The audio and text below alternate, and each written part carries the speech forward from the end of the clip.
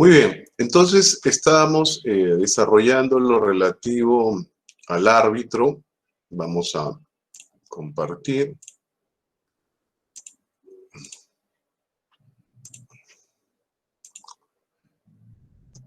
Habíamos visto los estándares de apreciación, ya vimos que eran dos, el estándar o test objetivo y el estándar o test subjetivo, ¿no?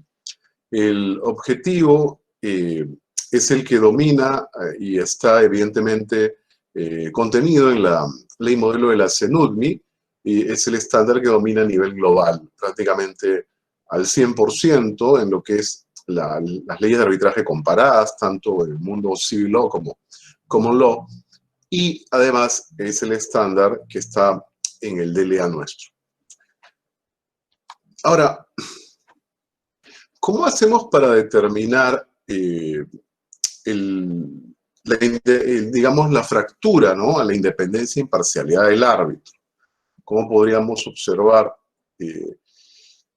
una mecánica para manejarnos en relación a los conflictos de interés, ¿no?, que van a surgir precisamente en relación a la independencia e imparcialidad del árbitro, que debe existir e informar la práctica de este último?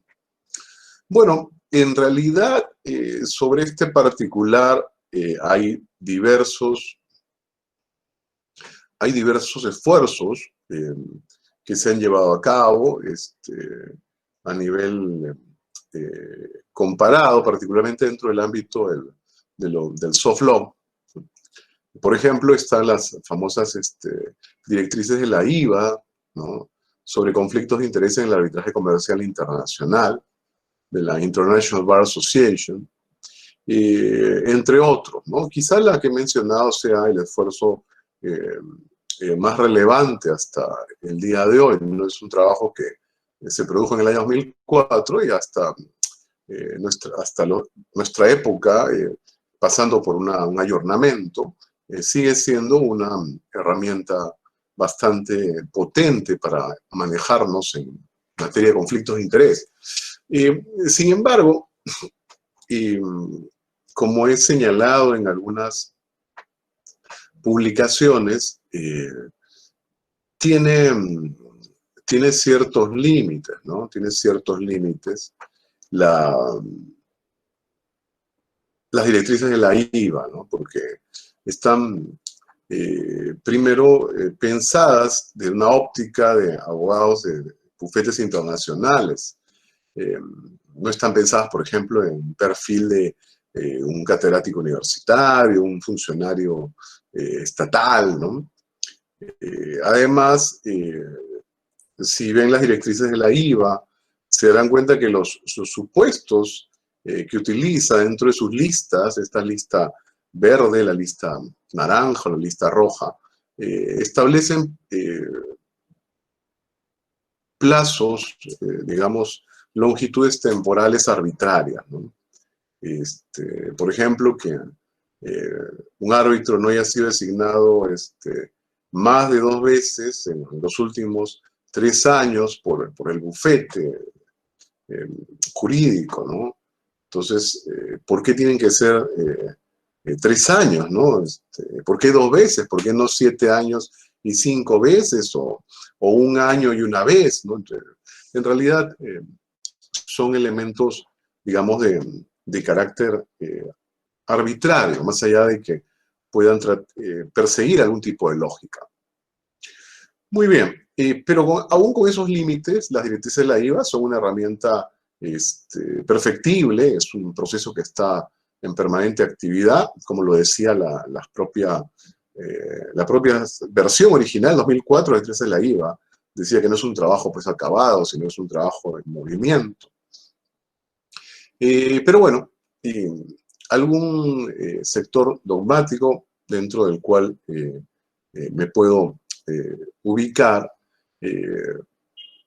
preferimos establecer factores más amplios y que traten de no, digamos, tener, por ejemplo, esos plazos arbitrarios, ¿no? Digamos, criterios más abiertos. Bueno, dentro de esa lógica, el que habla, por ejemplo, en el fondo siguiendo, porque nullum novum sub sole, no hay nada nuevo bajo el sol, siguiendo esta estructura que de hecho es muy similar a las IBA Guidelines que mencionábamos, podemos encontrar tres tipos de factores que vamos a utilizar, ¿no?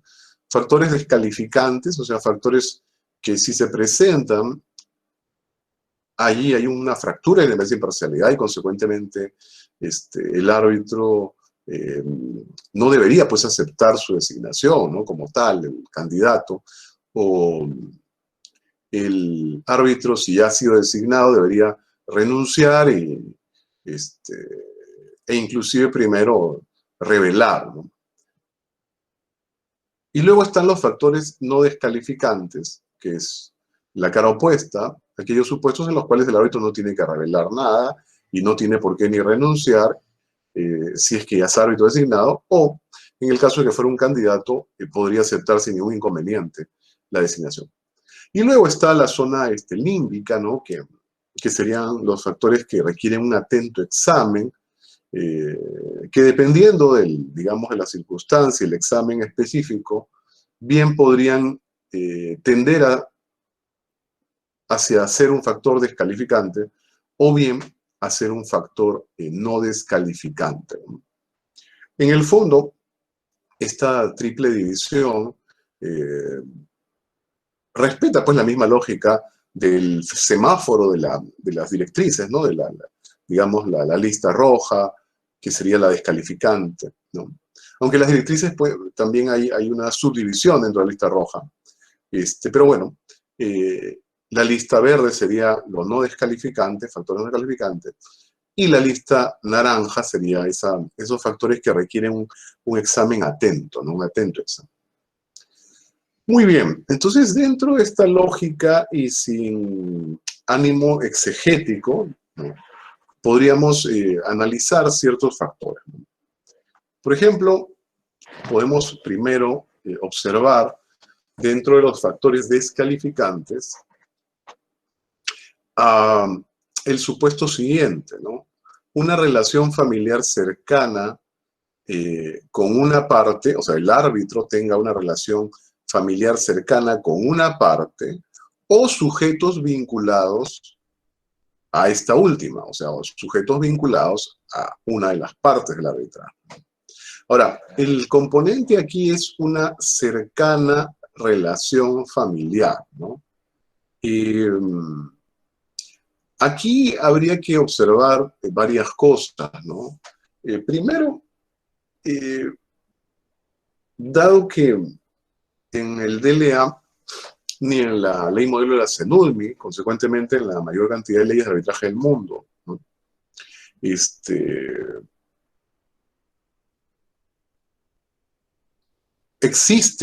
existe una limitación como si, por ejemplo, podemos observarla en el campo procesal estatal, ¿no? En el derecho procesal civil, en el cual pues las relaciones familiares tienen un ámbito específico, ¿no? O sea, por ejemplo, hasta cuarto grado de consanguinidad, segundo afinidad, ¿no? Entonces, hasta ahí afectaría, digamos, en el caso de un juez, ¿no? Pero bueno, en el caso del arbitraje esa regla no existe, con lo cual, cuando hablamos de relación familiar, primero, si queremos utilizar el término parentesco, el parentesco, digamos, legal, no estaría limitado, sino más bien el elemento acá que afecta es la cercana relación de parentesco.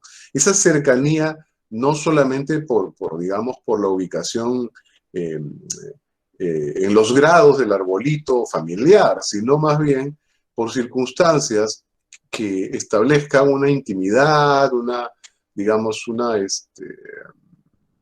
relación duradera en el tiempo de este árbitro con dicho familiar, ¿no? Ahora, eso puede suceder, sea que estemos en cuarto grado de consanguinidad, segunda afinidad, o séptimo grado de consanguinidad, cuarto de afinidad, etc. ¿No? No está, ese límite no existe para el caso del arbitraje. Entonces ahora podría ser un tío en séptimo grado, pero resulta que ese tío en séptimo grado pues ha vivido con el árbitro desde que es niño, ¿no? Y consecuentemente existe esa cercanía, esa relación cercana, esa relación que tiene, digamos, una permanencia en el tiempo y además cierto nivel de intimidad. Esa relación cercana estaría ya descalificando al árbitro, ¿no? Ahora, inclusive, esa relación de parentesco no necesariamente tiene que ser un parentesco legal. Podría, dentro de este tópico, podríamos estar manejando también lo que se conoce como parentesco ritual. Para recordar, el parentesco ritual tiene que ver pues con este vínculo que se genera por los ritos, ¿no? Por ejemplo, en el Perú, que es un país eminente o mayoritariamente católico, los ritos católicos, ¿no? Por ejemplo, esta relación entre padrinos, madrinas, ahijados, ahijadas, ¿no? Basadas en los ritos, pues, ¿no? El bautismo, ¿no? La confirmación, el matrimonio, etc.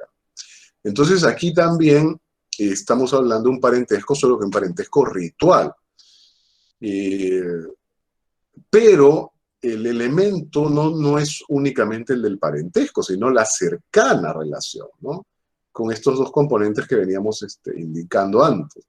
Entonces, claro, por ejemplo, si es un caso de un padrino que solo lo viste hace 20 o más años, o 30 años atrás, cuando te bautizó y nunca más tuviste relación con él, esa es una relación de parentesco ritual, pero no es cercana, con lo cual no ingresa en este supuesto. Por contra, si es un padrino que lo ha visto de manera permanente, es más, vive en el segundo piso de la casa, funge de autoridad en relación al árbitro, pues desde que era joven, porque, por ejemplo, el padre falleció, etc. Esa es una relación de parentesco ritual cercana.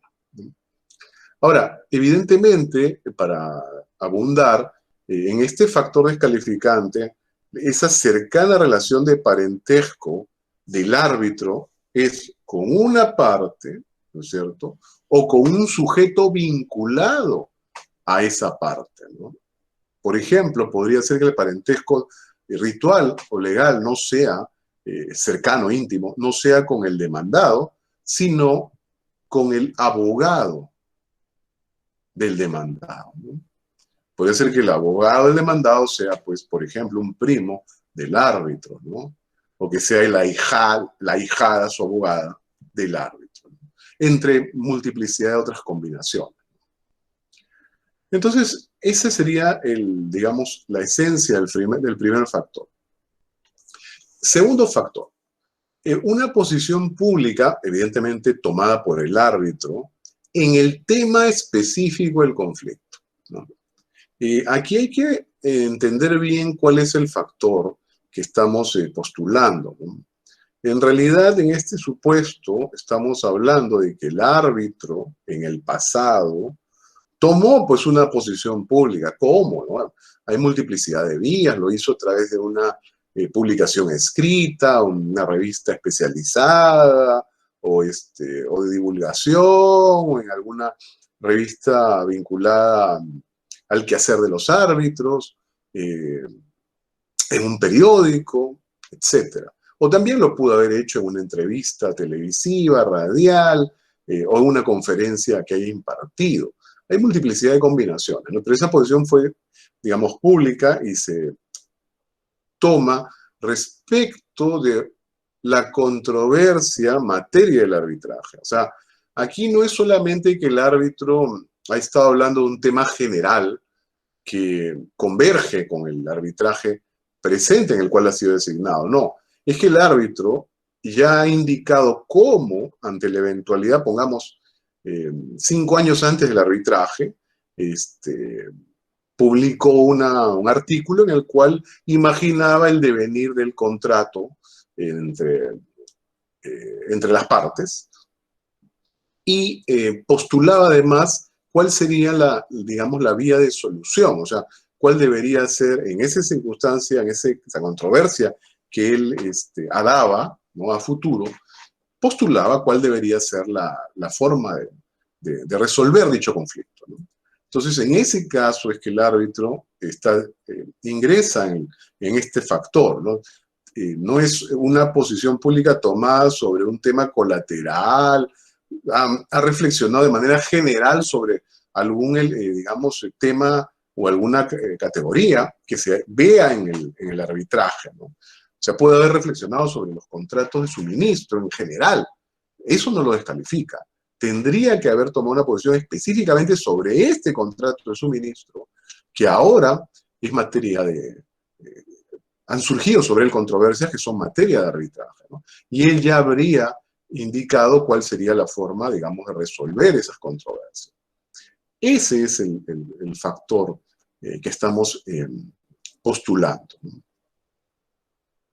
Muy bien, otro factor descalificante vendría dado por la existencia de un interés financiero, ¿no?, significativo del árbitro, evidentemente, en el proyecto, ¿no es cierto?, o la controversia, o un interés financiero significativo que el árbitro tiene en relación a una de las partes o sujetos vinculados a estas últimas, ¿no?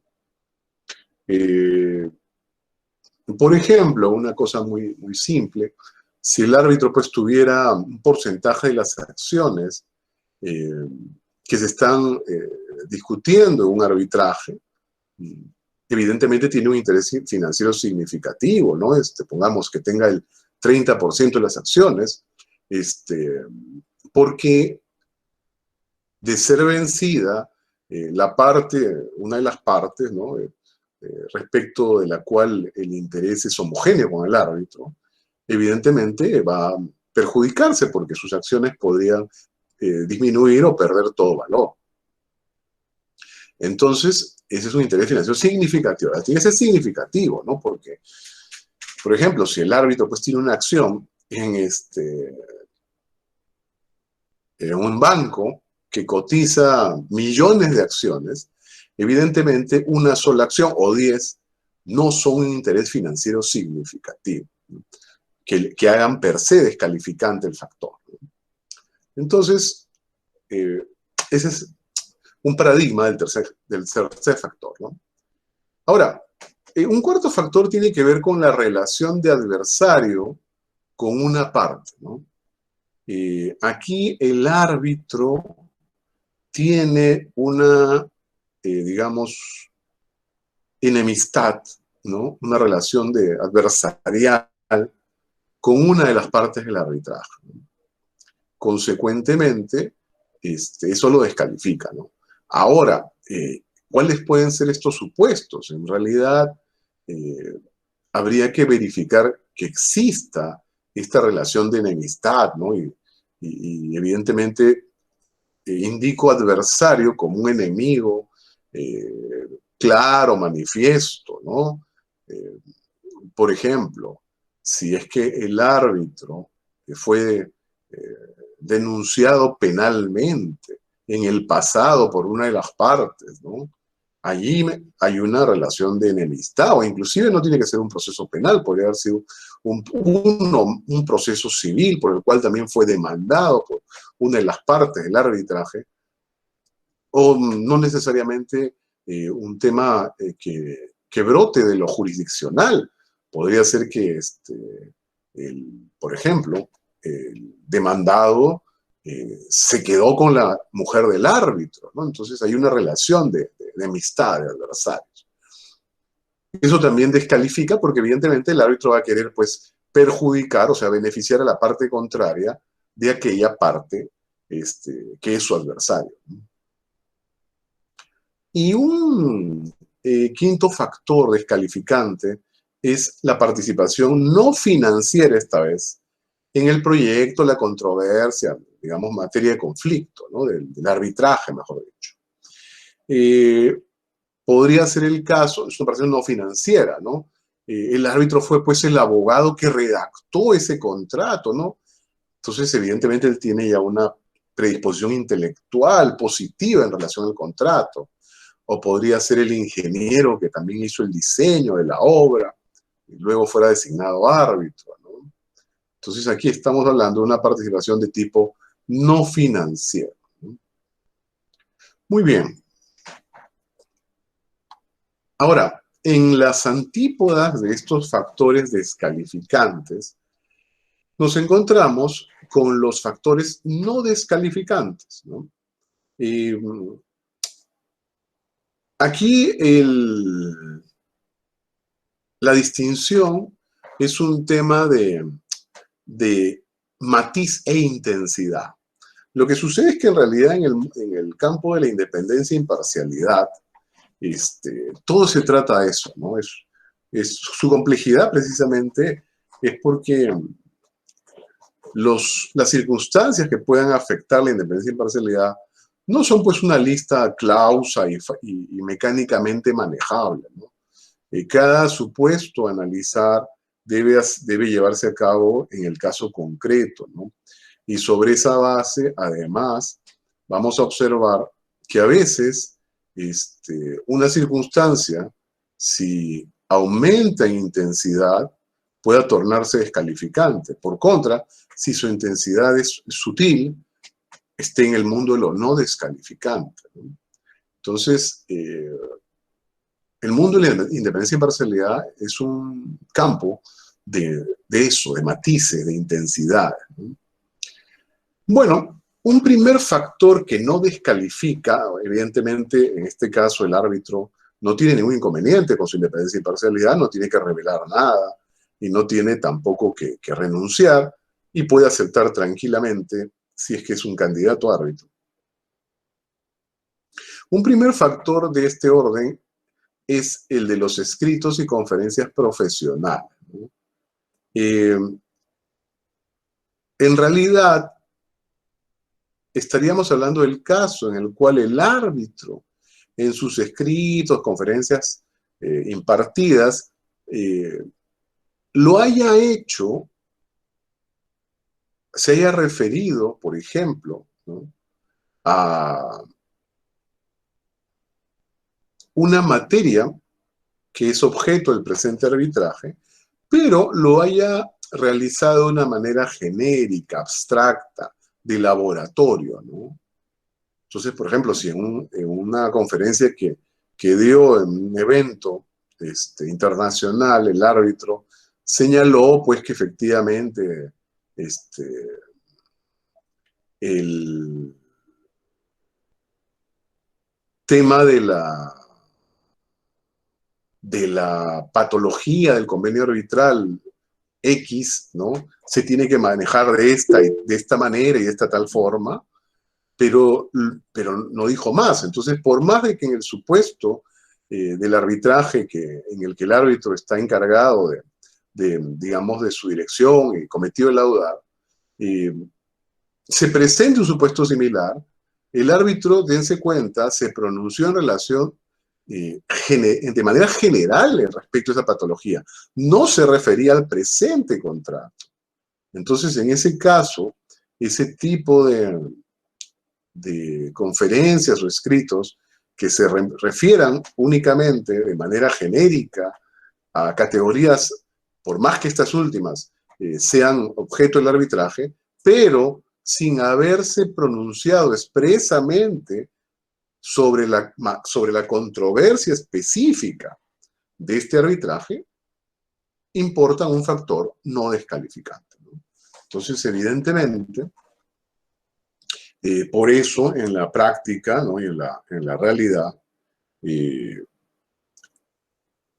recomendable que cuando los que se van a dedicar al arbitraje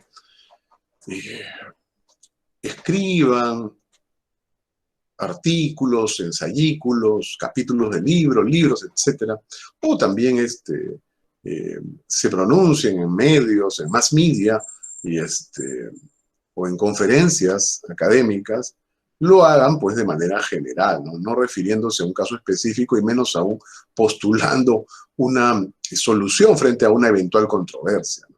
Porque eso entraría dentro del factor descalificante que ya vimos. Esta es su cara opuesta, ¿no?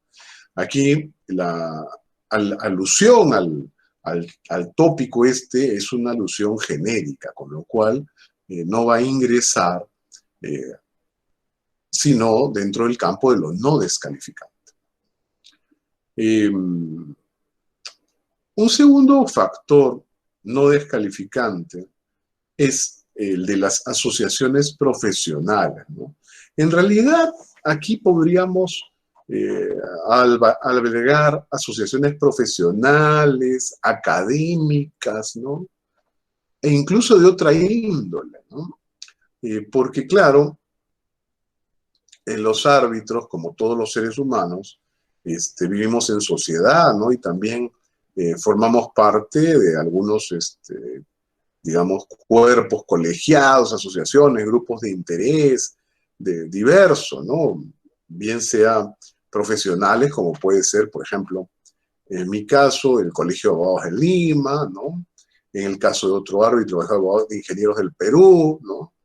Etcétera. Entonces, el hecho de que el árbitro y una de las partes o sus abogados, me refiero a de las partes, sean también pues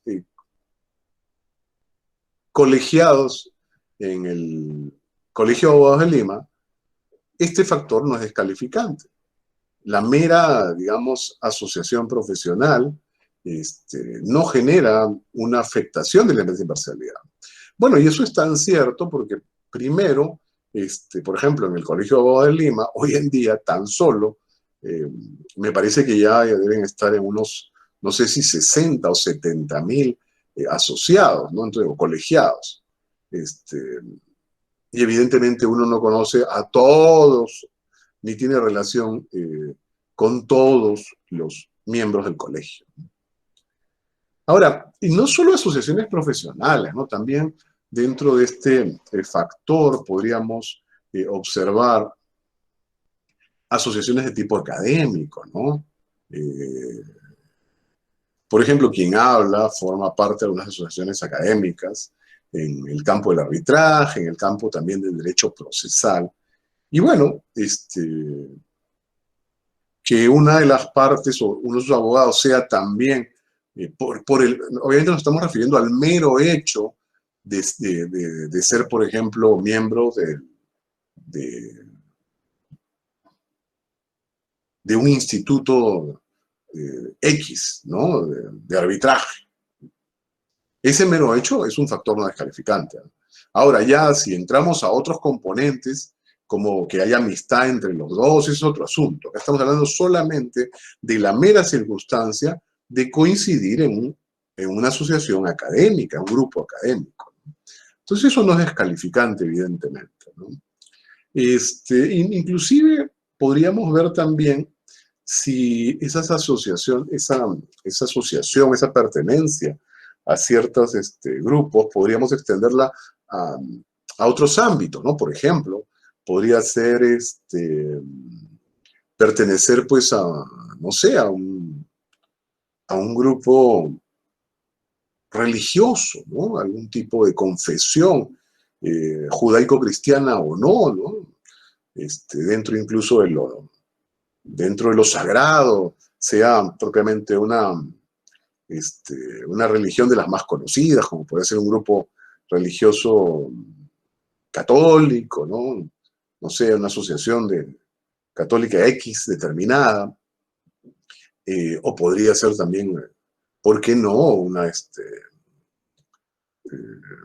Dentro de la francmasonería, o digamos, grupos similares. Igual, la mera asociación sería no descalificante. Si hay otros elementos, ya esos digamos, son factores adicionales, pero acá estamos hablando de la mera asociación. Muy bien.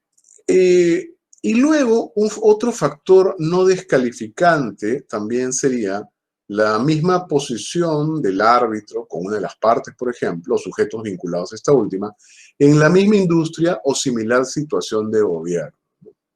Para que se entienda, ¿no? Por ejemplo, si el hecho de que el árbitro haya sido, pues, ingeniero de Petroperú, ¿no? O gerente de un área de Petroperú, y una de las partes sea gerente de Petrobras, haya sido gerente de Petrobras, la misma posición, ¿no? Ese hecho per se no descalifica, ¿no? Ya si hubieran otras cosas, eso escapa al factor, ¿no? Ya entraríamos a analizar otros factores. Pero el mero hecho de que haya esta coincidencia, esta homogeneidad de la posición en la misma industria o situación de gobierno, per se no descalifica al árbitro. Muy bien. Y luego, quizá sea lo más sabroso, ¿no? Están los factores que requieren un atento examen. Estos factores están en una situación límbica, ¿no? Que tienen que ser analizados en profundidad, con un examen atento, ¿no? Y eventualmente, luego de ese análisis, puedan reconducirse a ser un factor que afecte, ¿no? Un factor, como veíamos antes, ¿no? Que descalifique, o un factor que no descalifique. Muy bien. Dentro de estos factores que exigen un examen atento, uno primero que podemos observar es la previa relación de negocios del árbitro, evidentemente, con una parte o sujetos vinculados a esta última. Claro, esa previa relación de negocios puede tener, pues, multiplicidad de posibilidades, ¿no? Puede ser, pues, que, no sé, el árbitro le vendía inmuebles, pues, a esta parte, ¿no? O simplemente el hecho de que la parte le prestó dinero al árbitro, o le suministraba cierta mercadería, o fueron socios en un joint, digamos, partes de un joint venture o de algún tipo de asociación para un negocio, para un, digamos, para ejecutar algún tipo de obra, etc., ¿no? Entonces, habría que analizar, ¿no? Habría que analizar esta relación de negocio para ver luego si es que nos lleva a lo descalificante o a lo no descalificante. Un segundo factor sería la atenuada relación familiar del árbitro con una parte o sujetos vinculados a esta última, ¿no? Claro, lo que pasa es que esta relación familiar, en principio, tendría que tener ese componente, pues, empezar con lo tenue, ¿no? Una relación familiar, digamos, no intensa, no profunda, ¿no? Por ejemplo, no sé, un tío en séptimo grado que nunca ni siquiera lo has conocido. Es una relación tenue que digamos, se reconduciría a lo no descalificante, pero requiere un examen atento, ¿no? Por contra, si fuera ese séptimo grado el tío, pero es un tío que ha vivido y te ha criado toda la vida en casa contigo, árbitro, evidentemente esa relación familiar que al parecer empieza como tenue por el grado, digamos, de parentesco legal, sin embargo, las circunstancias que estamos analizando nos muestran que tiene ese nivel de intimidad que veníamos observando y que la llevaría a ser un factor que sería descalificante, ¿no? Un tercer caso es el de la amistad, ¿no? Del árbitro con una de las partes o sujetos vinculados a estas últimas, ¿no? Ahora, aquí hay varias cosas en el tema de la amistad, ¿no? Y por eso exige un examen muy atento, ¿no? Primero, determinar cuál es la noción de amistad que estamos manejando, ¿no? Los niveles o intensidad de la amistad, si queremos clasificarla, e inclusive también ver el tema propiamente cultural. O sea, la amistad, por ejemplo, no se maneja del mismo modo en el mundo, en el mundo islámico que, por ejemplo, como se maneja en Perú. O la amistad no se maneja del mismo modo, por ejemplo, en Japón que en Estados Unidos. O sea, hay un componente también interesante respecto a cómo la amistad se desenvuelve en diferentes ámbitos nacionales y culturales. Entonces, eso sería un componente también a analizar. Y bueno, luego, si queremos simplificar, pues sobre amistad se podrían señalar muchas cosas, ¿no? Podríamos decir, pues, que esta amistad social, ¿no? Entre comillas, esta mera relación basada, por ejemplo, en compartir un aula universitaria o compartir un aula del colegio, ¿no? O, o de vecindad en relación al barrio donde se viva, puede establecer entre los sujetos, aquí el árbitro, digamos, un vínculo de amistad social, el mero hecho de saludarse, porque, bueno, se conocen, pero no hay, pues, un grado de intimidad, ¿no? Entonces, por ejemplo, esa amistad social, que así la estamos nominando, evidentemente es un factor no descalificante, pero por contra, una amistad íntima, ¿no? En la cual pues el árbitro conoce a la familia de una de las partes, y no de ahora, sino de varios años atrás.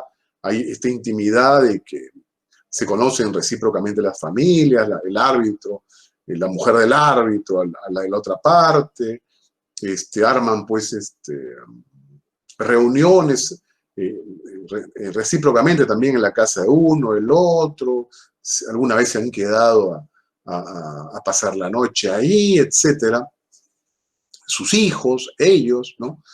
Evidentemente estamos aquí ya en un supuesto de amistad íntima que sí se reconduciría a ser un factor descalificante.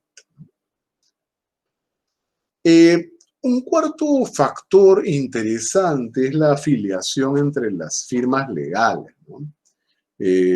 Con el paso del tiempo, ¿no? A nivel global, existen pues estos grandes bufetes internacionales que tienen, digamos, oficinas repartidas alrededor de medio mundo, ¿no?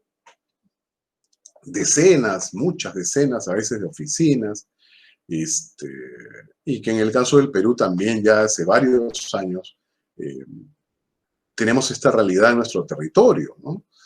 Hay viejos bufetes de abogados que se han aliado, se han incorporado a estos grandes bufetes internacionales, ¿no? Y es una realidad que no nos queda lejana ya de hace varios años. Entonces la pregunta es, ¿no? El solo hecho de que la firma X, ¿no? Que tiene 50 oficinas repartidas en el mundo, uno de sus abogados se ha nombrado árbitro en un caso, y el hecho de que la oficina de este estudio X, el árbitro es la oficina de Dubái, ¿no? Y resulta que la oficina de Guayaquil vio un caso específico, pequeño, de una de las partes en el arbitraje en el cual este árbitro de la oficina de Dubái ha sido designado como tal. Entonces, ese mero hecho ya hace que sea descalificante esa circunstancia.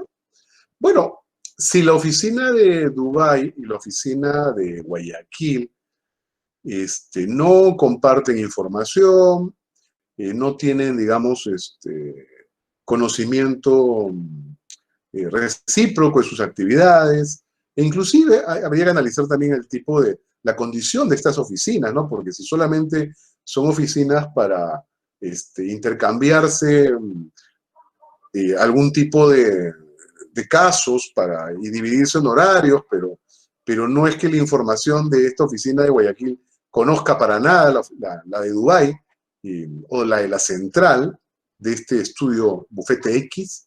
Evidentemente es un factor no descalificante, ¿no? Pero por contra, si se sucede todo lo contrario, que estas firmas conocen y manejan información recíproca de sus casos, etcétera, podría ser un factor descalificante. Aunque bueno, en el supuesto que yo planteaba era para un caso específico, una asesoría puntual de un tema pequeño, ¿no? Habría que eso también sumarlo para completar el análisis, ¿no? Entonces, ese es el tema de la afiliación entre firmas legales, ¿no? Y bueno, ya que hablamos de eso, también en el mundo anglosajón existen pues estos, para acercarnos a nuestra realidad peruana, existen los barrister y los solicitor, ¿no? Que no tienen un equivalente exacto acá en nuestra práctica, digamos, civil law, pero estos se agrupan en una suerte de, digamos, de oficinas como amplias en las cuales hay multiplicidad de estos barristers, ¿no? Entonces la pregunta es si el solo hecho de que pertenezcan a una misma court, una misma de estos grandes estas grandes instalaciones en que comparten, pues hay oficinas diferentes de muchos barristas, fuera suficiente para decir que hay un factor descalificante, ¿no? Bueno, en realidad no, ese mero hecho no, ¿no? Lo que sucede es que cada uno maneja sus casos de manera independiente, ¿no? Puede haber una secretaria común, pero para cosas, digamos, administrativas, pero cada quien maneja sus propios casos y no es que se los están, hay un conocimiento de cada uno de lo que está viendo el otro, ¿no? Entonces, en ese caso, por ejemplo, no sería defendible que haya un supuesto de factor descalificante, ¿no? Más bien sería no descalificante. Si hubiera más circunstancias, ya podría el análisis derivar a otro resultado. Y bueno, el último factor a analizar es el de la participación del árbitro en otros arbitrajes en los cuales haya sido designado como tal por la misma parte, ¿no? Aquí este es un tema pues también particular, ¿no? Porque no vamos a caer en la arbitrariedad de establecer un número, ¿no? Como mencionábamos, por ejemplo, sucede en el caso de las directrices de la IVA, ¿no? Porque, bueno, no deja de ser arbitrario establecer el número que nos dé la gana, ¿no? Entonces, no es que podamos decir que un árbitro pierde su independencia e imparcialidad porque una parte lo designa 2 veces en un año, ¿no? Es absurdo. O 3 en 2 años, o la combinación que nos dé la gana. No. En realidad, para establecer una fractura de independencia e imparcialidad, tendríamos que más bien analizar que si es que esos arbitrajes en los que se le designa al árbitro de manera continua, porque claro, la primera respuesta a por qué demonios una parte designa a un árbitro varias veces, más de una, es más, el mismo, el que habla, ha sido designado por alguna que otra vez, por una parte en una segunda ocasión. Entonces, ¿por qué demonios pasó eso? En principio, la respuesta es que para cualquier árbitro, las partes lo designan nuevamente, o más de una, por el trabajo que ha desempeñado. Es un trabajo que satisfizo a la parte, consecuentemente, por su buen desempeño se le vuelve a designar. Es una cuestión que hasta opera en el campo, en el mercado mismo. Es un buen servicio y, consecuentemente, quiero seguir contando con ese buen servicio. Entonces, esa es una cosa primera a analizar, ¿no? A considerar. Sin embargo, podríamos señalar que si esas designaciones ya establecen por, digamos, su magnitud, económica y el impacto, evidentemente, en la economía del árbitro, establecen ya una suerte de subordinación económica del árbitro frente a esa parte que lo designa. En ese supuesto sí, ya sería un factor descalificante. Pero si estas designaciones, por su impacto económico, no establecen un campo de subordinación de la parte respecto al árbitro que la designa, y evidentemente ese impacto lo analizamos en relación a la propia economía, a los ingresos del árbitro, en ese supuesto no podríamos, sino más bien reconducirlo a un factor no descalificante y que tiene que ver con su buena práctica. Por ejemplo, ¿no? Si resulta que las designaciones que hace un año esa parte al árbitro corresponden pues al 80% de sus ingresos, evidentemente ahí hay un elemento que estaría afectando su independencia e imparcialidad. Hay una subordinación económica que va a llevar a que el árbitro, ¿no?, tienda a beneficiar esa parte ante la expectativa de futuras designaciones que son de lo que, en ese esquema que planteamos, de lo que vive. Por contra, si esas designaciones no son sino tan solo el 5% de los ingresos del árbitro, o el 10% si quieren, evidentemente ahí no hay una subordinación económica, con lo cual no podríamos defender, sino que es un factor que no lo descalifica. Bueno, igual hay que analizar cada caso concreto según sus circunstancias particulares. Muy bien. Solo como comentario, antes de continuar, ¿no?, es importante este análisis de circunstancias, de factores, ¿no? En realidad,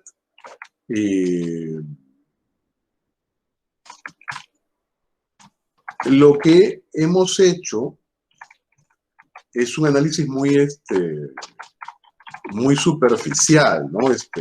Porque es un curso, digamos, es un curso introductorio, es un curso básico, ¿no? Pero, en realidad, convendría, ¿no? Convendría, ya para un análisis mucho más profundo, acudir a bibliografía, ¿no? Particularmente, comparto con ustedes, yo he publicado en los últimos años varios libros sobre el tema de independencia y parcialidad y capítulos del libro, ¿no?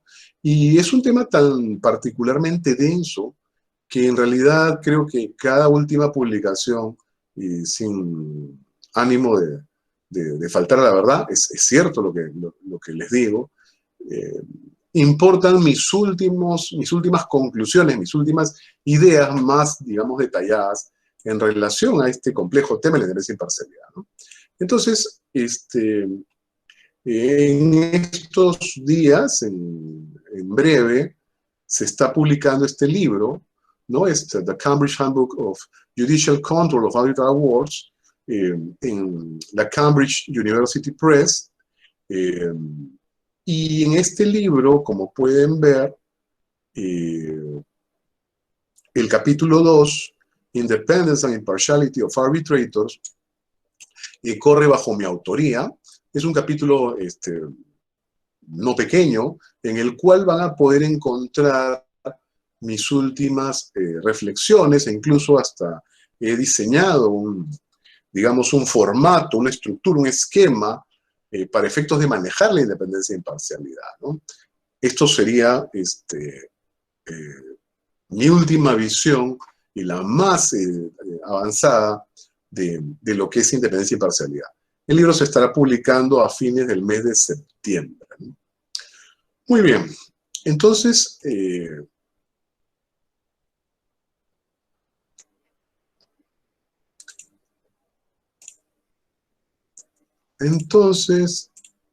volvamos a nuestras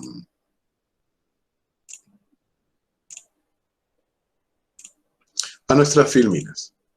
Y ya hemos visto los factores. Les remito al libro que les acabo de mostrar, ahí hay un análisis mucho más profundo de todo esto. Estas son, digamos, mis ideas básicas, las que manejamos en clase, porque es un curso introductorio. Pero para quien tenga interés, puede acudir al libro que les he mencionado. Muy bien, ahora, ¿y cómo hacemos para garantizar, pues, la independencia e imparcialidad del árbitro, ¿no? ¿Cuáles serían estos medios que permitan garantizar que el respeto a esta independencia e imparcialidad, ¿no? En realidad podríamos diferenciar estos medios en dos tipos, ¿no? Medios que podemos llamar preventivos y medios que podemos llamar curativos. Esta distinción no es mía, ¿no? Por ejemplo, en la dogmática, el profesor Thomas Clay divide los medios de garantía en precisamente esos, ¿no? En preventivos y curativos, entre otros académicos, ¿no? Por si acaso, no es una división que yo haya inventado. Pero es una división bastante clara y pedagógica, ¿no? Porque, claro, cuando decimos medio preventivo, estamos hablando de eso, o sea, son mecanismos que previenen la eventual y futura afectación de la independencia e imparcialidad del árbitro. Son medios que previenen, ¿no? O sea, buscan evitar la futura afectación. En cambio, cuando hablamos de medios curativos, aquí ya se dio la afectación, la independencia e imparcialidad del árbitro ya se quebró, ya se afectó. Entonces lo que buscan es más bien curar esa situación, digamos, nociva, creada por la fractura y la independencia e imparcialidad del árbitro, ¿no? Entonces, nuevamente, por eso, preventivo apunta a prevenir la afectación de la independencia e imparcialidad del árbitro, y curativo, los medios curativos, apuntan a curar, ¿no es cierto?, a, digamos, arreglar ya el hecho de que la independencia e imparcialidad del árbitro ha sido fracturada. Muy bien, entonces, sobre esa base, ¿no?, ¿cuáles son los medios preventivos? Un primer medio preventivo es el denominado duty of disclosure, ¿no? El deber, o si quieren, obligación de revelación del árbitro, ¿no? El deber de revelación. Claro, aquí habría primero que señalar algo, ¿no? El deber de revelación del árbitro no es exactamente la independencia e imparcialidad, porque la independencia e imparcialidad es una obligación, o sea, el árbitro está obligado a ser independiente e imparcial. La otra cara de esa obligación es el deber de revelación. O sea, además de el árbitro estar obligado a ser y permanecer, como vimos, independiente e imparcial, adicionalmente tiene un deber u obligación de revelar cualquier circunstancia que podría, a los ojos de las partes, estas últimas considerar que afecten la independencia e imparcialidad del árbitro. Entonces, es una obligación complementaria, o mejor aún, es un deber complementario al de la obligación que tienen de ser independientes e imparciales. Y bueno, como vengo señalando, este deber de revelación exige eso, pues que el árbitro, evidentemente, también digamos, es exigible durante todo el arbitraje, ¿no? En cualquier momento. El árbitro, si observa alguna circunstancia que podría afectar su independencia e imparcialidad, tiene el deber de comunicárselo a las partes, ¿no? Ahora, como también lo señalamos para la obligación de ser independiente e imparcial, tendría que manejarse este duty of disclosure desde los ojos de las partes, ¿no? Ya saben, lo que mencioné en la clase pasada, que un árbitro, por más que quiera analizar la circunstancia que observa, ¿no?, desde su plano, de su perspectiva, estatuto técnico, de experto en arbitraje, no, esa no es la manera, ¿no? O sea, está bien que lo haga, pero tiene que ponerse en los zapatos de las partes y ver e imaginar si a ellas podrían suscitarle algún alguna duda, algún resquemor esa circunstancia, ¿no? No tiene que analizarlo desde sus propios zapatos de experto en arbitraje. Si lo fuera, ¿no? Que esa es la idea, los árbitros profesionales. No, tiene que hacerlo de la óptica de las partes, ¿no? Y ya saben, si le queda claro que desde la óptica de las partes no suscita ninguna duda, ningún temor, pues no tiene nada que revelar. Pero si le queda claro que es una circunstancia que afecta a su interés y parcialidad y que las partes lo van a ver de tal manera, tendría que revelar. Y ya sabe. Y si duda, si hay una duda, no sabe si es A o B, pues en ese caso tiene que revelar, ¿no? La respuesta es, en caso de duda, revela. Evidentemente, la obligación de revelación también se maneja con el test o estándar objetivo, ¿no? Que ya hemos estudiado. Muy bien, entonces, observemos nuevamente, ¿no? El deber de revelación, claro, previene la afectación de la independencia imparcial del árbitro. ¿Por qué? Porque el árbitro tiene el deber de revelar una circunstancia que pueda ser sospechosa. Las partes, evidentemente, escuchan, o sea, reciben su revelación, y una posibilidad consideran que no afecta para nada, con lo cual el árbitro puede continuar tranquilamente en el desarrollo y dirección del arbitraje. Y evidentemente, inclusive, además existe esta garantía evidente, ¿no es cierto?, de la renuncia al derecho a objetar. Como no objetaron, luego de la revelación, las partes luego no podrían utilizar esta circunstancia que el árbitro ha revelado, por ejemplo, para pretender o perseguir la anulación del laudo posterior, ¿no? Ese es la renuncia al derecho a objetar, ¿no? Entonces, si se dan cuenta, es un seguro de vida el deber de revelación, ¿no? Es un seguro de vida para el árbitro. Ahora, evidentemente, si lo que revela el árbitro puede ser sospechoso ya, o consideren las partes que sí está afectando la independencia y parcialidad, ya eso nos lleva al mundo de lo curativo que vamos a ver más adelante, ¿no? Evidentemente, las partes podrían recusar al árbitro, ¿no? Muy bien. Otro medio preventivo, y que bueno, en la práctica nacional, en la práctica nuestra, ¿no es cierto?, a veces no es tan común, es el rechazo de la designación, ¿no? Claro, si eres candidato a árbitro, ¿no? Si eres candidato a árbitro y observas que existe una circunstancia que pueda afectar tu independencia e imparcialidad, lo correcto es rechazar la designación, o sea, no aceptar la designación, ¿no? Claro, lo que pasa, por ejemplo, en la práctica doméstica nuestra, no suele ser tan común eso, ¿no? Porque a veces algunos árbitros no profesionales, ¿no? Digamos, más preocupados por el tema de los futuros honorarios, aceptan sin mayor reflexión las designaciones, ¿no?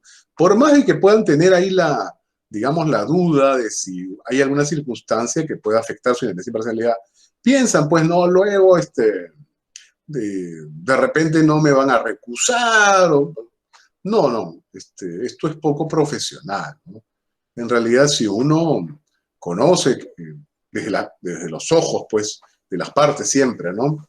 Está convencido de que hay una circunstancia que afecta a la independencia, es un factor descalificante, lo correcto es no aceptar la designación, ¿no? Claro, porque además de aceptar la designación, no solo es un tema que genera inconvenientes para el propio árbitro que se torna tal por aceptar una designación pese a la circunstancia que genera un conflicto de interés, en el ánimo que mencionábamos, que a veces tristemente sucede, de estar más preocupado por el tema pecuniario de los honorarios, sino que además no solo le generará a él futuros problemas como que lo recusen, ¿no? Sino que le genera problemas a las partes. Y habría que evitar esta óptica egoísta, ¿no? Porque claro, luego las partes, cuando prospere la recusación, va a tener que abrirse el campo a la sustitución del árbitro, ¿no? Y esto va a generar una crisis en el arbitral, un espacio de tiempo en el cual va a tener que darse toda esta mecánica de la sustitución del árbitro, con evidentemente el perjuicio a la celeridad y a las expectativas en relación al tiempo de las actuaciones que las partes tienen, ¿no? Amén de otros problemas, como el tema de devolución de honorarios, del árbitro que haya sido recusado y sea estimado la recusación, etc. Entonces, en realidad, lo correcto es rechazar la designación, no aceptar la designación. Luego, otro medio preventivo es la prohibición de comunicaciones ex parte, ¿no? Como saben, o como puedan, mejor dicho, intuir, el árbitro no puede comunicarse con las partes luego de haber sido designado como tal, ¿no? O sea, mejor dicho. En realidad, aquí habría que precisar, ¿no? Tampoco hay que llevarlo al extremo psicótico, ¿no? Porque algunos, por ejemplo, en la práctica comparada, podrían, ni bien reciben su designación, ya cortar todo tipo de comunicación con las partes, ¿no? Ya me designaste, acepté, ya. Bueno, no es que esté del todo bien ni del todo mal, ¿no? En realidad, por ejemplo, habría una circunstancia que luego de ese momento de la designación y aceptación podría todavía justificar alguna comunicación, ¿no? Por ejemplo, el tema de la designación del presidente del tribunal arbitral, ¿no? Porque claro, cuando tú eres designado árbitro, tú recién tomas conocimiento, digamos, a priorístico del caso. Quienes conocen realmente el caso es las partes, ¿no? Y la parte que te designa. Entonces, en base a las características de este último y consideraciones que todavía tú estás recién por absorber como árbitro, quienes tendrían una mejor perspectiva, por ejemplo, de ciertas características que podrían ser necesarias para el presidente del tribunal arbitral, son las partes. Entonces, podría todavía haber una comunicación con la parte, limitada evidentemente a que sugiera, por ejemplo, algunas condiciones, características, o incluso hasta candidatos, solo una sugerencia, ¿no? Aquí no hay ningún tipo de, digamos, de imperatividad, ni es un tema que involucre que el árbitro esté subordinado a tales candidatos que la parte pueda sugerir, ¿no? Entonces, yo creo que hasta allí, por ejemplo, todavía tiene sentido. Ya luego de ese momento se corta todo tipo de comunicación, ¿no? Todo tipo de comunicación. Y claro, la lógica de que ya no haya comunicación entre las partes y los árbitros, evidentemente, es evitar, es preterir cualquier tipo, pues, de circunstancia impropia, ¿no? Abrir la puerta a sugerencias, a que la parte vaya a tentar su caso ante su árbitro, ¿no? O incluso proposiciones mucho más impropias, como decía, ¿no?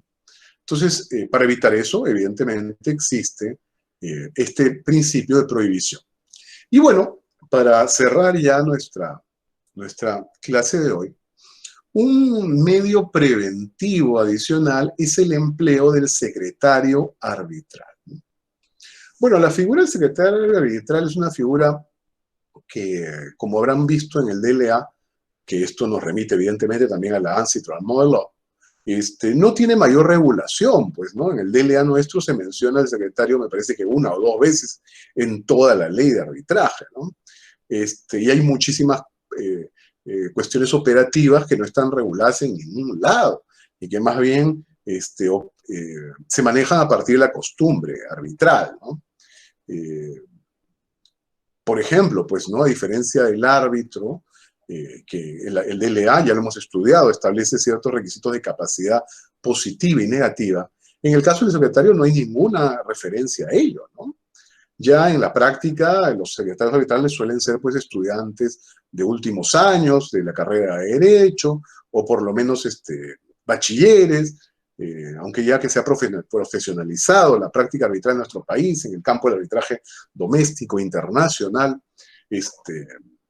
inclusive ya la mayoría son pues abogados con cierta experiencia, ¿no? En la práctica, la gestión y administración de arbitrajes, ¿no? Pero bueno, no hay requisitos legales establecidos. El tema de los honorarios del árbitro, ¿no? Perdón, del secretario arbitral, que lo vimos también, recuerda, se establece en base a una costumbre, ¿no? Pero bueno, ¿cuál es la función aquí preventiva del secretario arbitral? Bueno, en realidad la función del secretario arbitral aquí es una función de intermediación. O sea, el secretario arbitral es esa pared, ¿no es cierto? Si bien permeable, ¿no? Pero una pared ahí en medio de las partes y de los árbitros, ¿no? Decía justo este amigo, buen amigo y profesor, el profesor Clay, decía en un libro suyo que se llama El árbitro, decía pues que el secretario arbitral le hace un símil religioso, ¿no? Judaico-cristiano. Dice que los secretarios arbitrales sería pues como el ángel, ¿no? Que es el intermediador entre Dios y los hombres, ¿no? Pero bueno, no sé si usando la tradición judaico-cristiana, el secretario puede ser un ángel, o perdiendo apostura, por ejemplo, en el mundo de las viejas tradiciones nórdicas, sea pues como Hagin y Magin, no sea un cuervo que va a ver a Odín y luego viene al mundo de los hombres y es un intermediador, un comunicador entre el máximo dios nórdico y nosotros, ¿no? Aunque en este ejemplo ya el secretario arbitral pierde apostura en este último símil, ¿no? Pero bueno, más allá de la chanza, aquí el asunto es que el secretario arbitral es ese intermedio, es ese sujeto que va a servir para trasladar las comunicaciones, requerimientos y cualquier tipo de necesidad de las partes hacia el tribunal arbitral, hacia los árbitros, y viceversa, ¿no? Entonces, dense cuenta, por eso les señalaba, es como una pared de seguridad, ¿no? Es el portero, pues, ¿no? El amo del calabozo, el que guarda pues, las llaves de acceso hacia el tribunal arbitral. Y evidentemente, esta función es importantísima, porque las partes tienen que coordinar cualquier cosa, tienen que comunicarle cualquier cosa, tienen que pedirle al secretario arbitral, el cual será el que a su vez nos informa a nosotros, pero no es que las partes están comunicando con nosotros los árbitros, ¿no? Entonces, esto va a preterir justo las circunstancias que señalábamos antes, ¿no?